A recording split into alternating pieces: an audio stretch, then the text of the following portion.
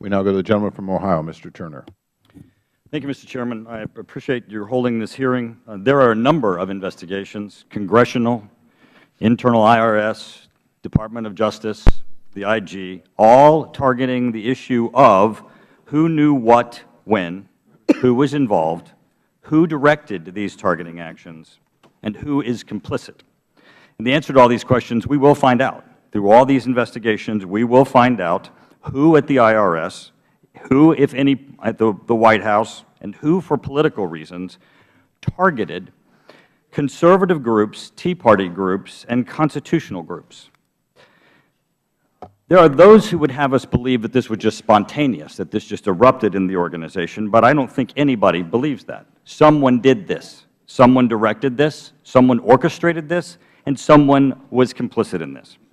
But that's not my focus today. My focus today is wanting to make certain that this never happens again. I was absolutely shocked when Ms. Lerner from the IRS made her statement of, we made mistakes. For that, we apologize. I was shocked, and I think the American people were shocked because they were thinking, that's it? An apology? That the actions of the Federal Government using its investigative arm to prosecute American citizens based upon their political beliefs and their affiliations, their membership, their activities, and they get an apology? Now, Ms. Lerner has invoked her constitutional rights not to answer our questions about her involvement or the IRS's involvement, ironically, about denying others their constitutional rights. I believe that that should be a crime. Mr. Shulman, it's reported in my community that you and I hail from the same hometown community. So I have a question of you, and it's not about what you knew when, it's about what you know now. Do you believe that the actions of the IRS in targeting individuals based upon their political beliefs represents the values of our hometown community or our country or even our democracy? Mr. Shulman?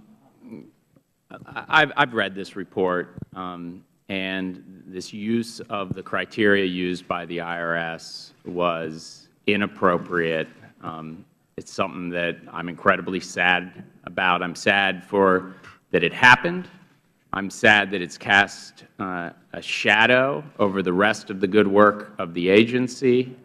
And you would agree it doesn't represent our democratic values, correct, Mr. Shulman? So far, I mean, look, Mr. Shulman, I didn't do you agree that it doesn't represent our democratic values to have the government persecute people based upon their political beliefs?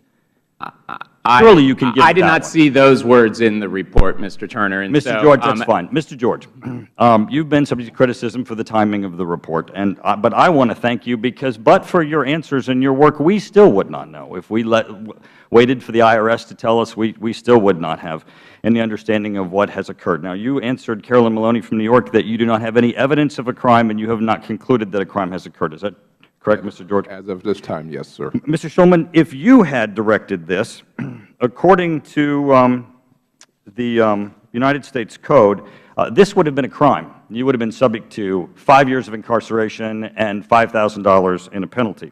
I personally believe that whether this happens from someone under you or by you, it should be the same. I've introduced H.R. 1950 that would make this a crime for anyone in the IRS to target someone based upon their political beliefs or their religious beliefs. We have over 80 co-sponsors. Marco Rubio has entered it into the Senate.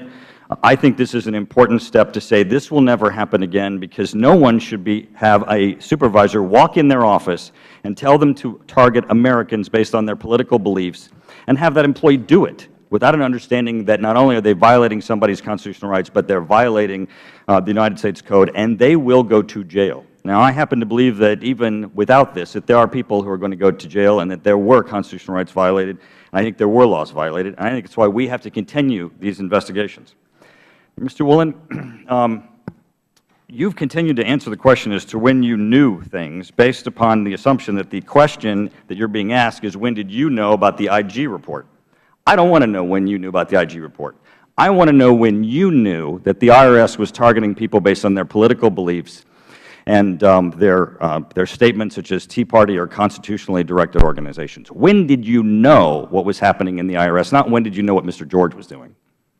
Congressman, I learned that when Lois Lerner made her public statement and then subsequently a few days later when the Inspector General released his report.